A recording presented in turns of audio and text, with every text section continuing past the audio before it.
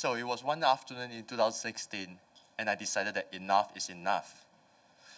I don't want to continue with a job that constantly faced rejections from prospects and the need to convince them to buy products from the company I was representing.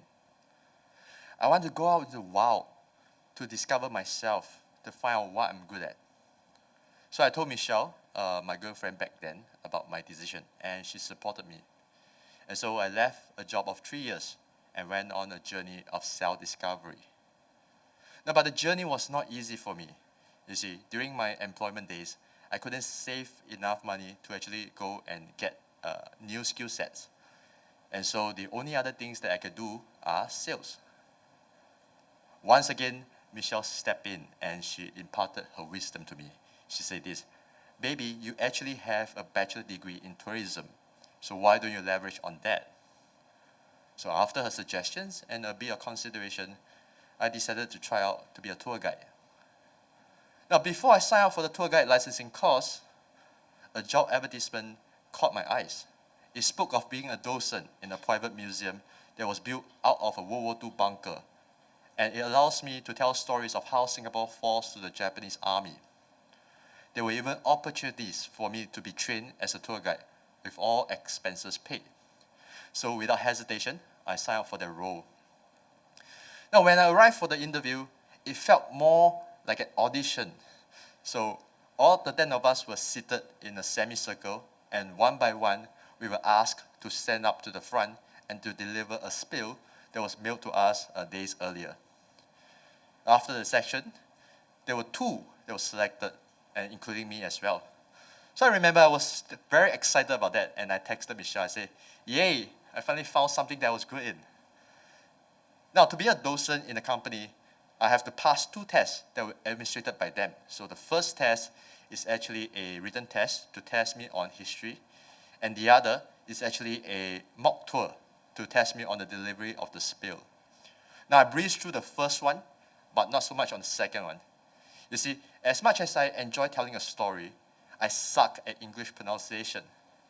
Now, during the tour, I have to say out the names and the ranks of the officer that was involved in the war.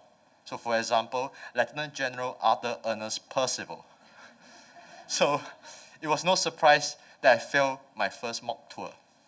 So after that, one of the evaluators, who happened to be my manager, pulled me aside and he told me this. He said that, "I'm going to give you another chance to try out for the mock tour.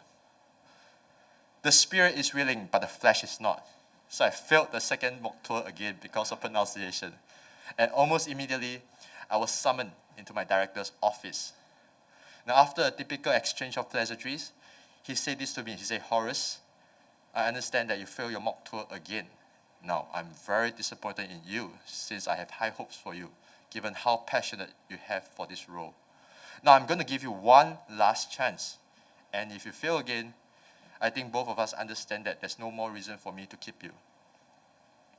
Now, that night was one of the most miserable moments of my life. I began to doubt myself if I'm going to have anything that I can be good at all. I even looked at Michelle, who was beside me, and I wondered if I'm wasting her time and her youth. I was 32 back then, and haven't held a job for more than 6 months. Now, finally, it's time for the third and the last mock tour. Unlike the previous times, the evaluators were not available. So I have to do my tour with an actual live audience, along with a senior docent by the name of Diana. She'll be there to evaluate how I perform and also to save me should I fumble. So when the time is up, I began my tour with a cracked voice. So I looked at Diana and she scribbled something in her notepad. The stress got intensified. However, as the tour progressed, my delivery becomes slow and deliberate, just like how I practice.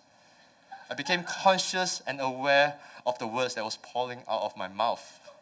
I speed up when I talk about how the battle was in Singapore, and I slow down as I talk about how the defenders marched to their surrender. After 1 hour and 40 minutes, I received a standing ovation from the crowd. Yes. They were surprised.